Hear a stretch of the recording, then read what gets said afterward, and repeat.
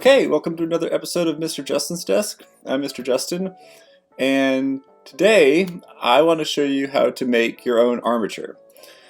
So what is an armature? Well, an armature is a metal skeleton inside of a puppet made for animation. Armatures can go inside of clay characters or characters you make out of molds or cloth or anything else like that.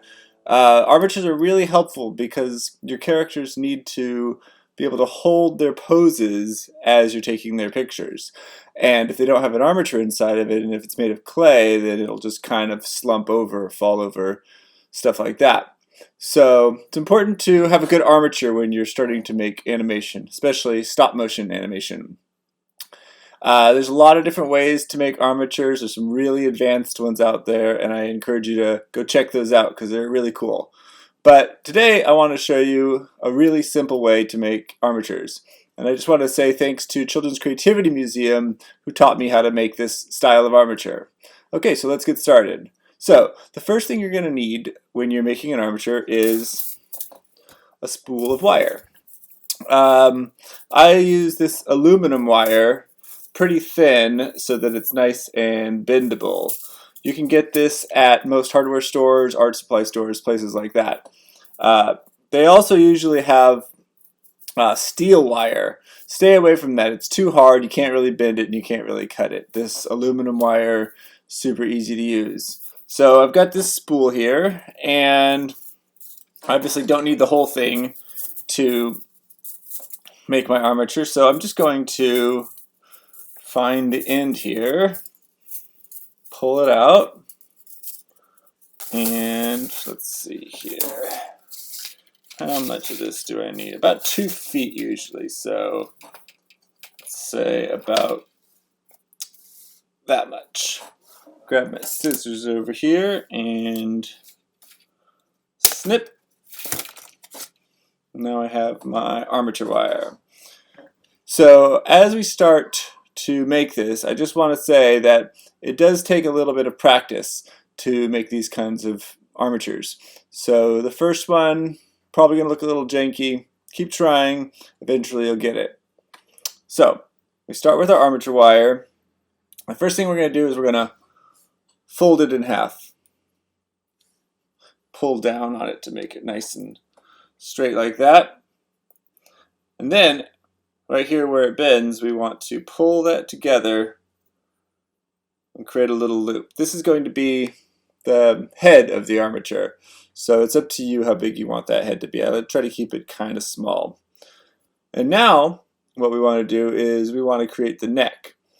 And to do that, and we're going to be doing this a lot, this technique, so this is the part that takes the most practice, is we take the head in our fingers, we kind of pinch it between thumb and on the side of our index finger there, hold it like this, and with the other hand we just twist 1, 2, 3 like that, and now we have this nice tight braid here with the metal, and that is the neck.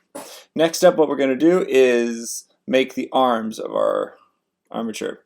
So they stick out like that. We're going to do one at a time. A good rule for how long to make the arms: if you put your finger right at the neck, the end of the arm should go to your knuckle right there. So I take that and I bend it back like that to make the arm. I like to pinch it a little bit just to make it nice and tight. And then right at the neckline, I bend the rest of that metal straight down. So right now our armature should look just like that. Now we do the exact same thing on the other side. Bend it back like that. And then down. Now at this point you've got your 2 arms and the bottom should be pretty straight. Like I said, first couple of times that might not be the case, but that's okay. Next thing we're going to do is we're going to make the torso by crossing what's left of our wire and just twisting. 1, 2, 3, 4, 5, 6, 7, 8, 9, 10 should do it. That's just a rough estimate. So there we go. Our armature is coming together. Got a nice strong base there because it's wound up. we got the two arms, and this we can use for the legs.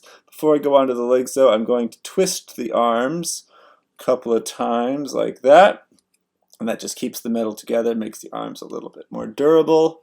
And now for the legs, all we have to do is bend the wire like that to make the feet, and then we just loop it back.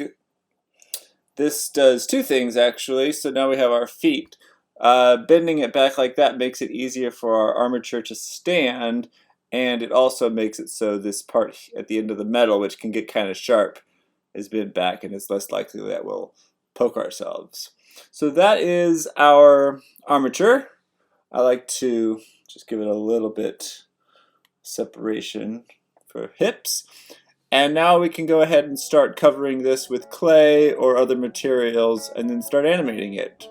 Next week I'm going to be talking about how to design clay characters using plasticine clay, so make sure you tune in to that next week. I make new videos about animation every Friday for Rubber Duck Labs, so make sure you check out my other videos on our YouTube channel. Make sure you go to rubberducklab.com to look for new demos, videos, and to sign up for classes. Alright, thanks so much for watching, and I'll see you next week. Bye!